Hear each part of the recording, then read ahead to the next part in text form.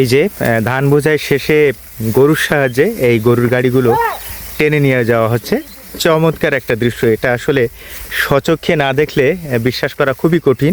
যে এপাশ থেকে একটা গাড়ি রওনা দিয়েছে ধান বোঝাই করে, ওপাশে আরও একটা গরুর গাড়ি রয়েছে। ওই যে আমার ওই চাচা গরু দুটা গরুর গাড়িতে দুই পাশে দুই জোয়াল।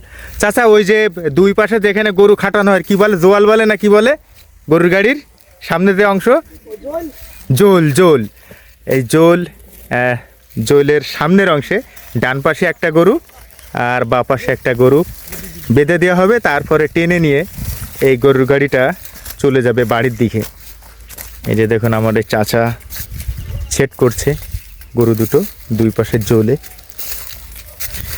মানে এটা তো এখন আর সচরাচর ওইভাবে দেখা যায় না, কিন্তু আমি এটা দেখলাম এবং এই দৃশ্যপটটা ধারণ করছি আমার পেজে আপনাদের জন্য। এই যে দেখুন আমি একটু সামনের দিক থেকে দেখাই। এই যে রেডি হয়ে গেল নাকি চাচা? এবার আল্লাহ চাই তো বাড়ির দিকে যাবে নাকি? এই যে দেখুন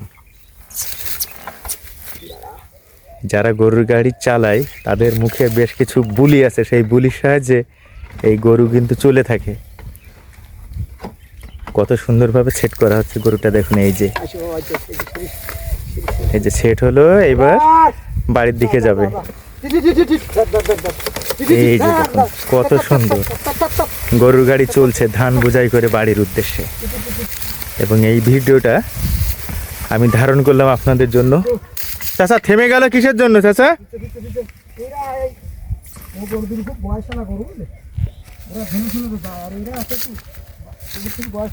এদের বয়স কম।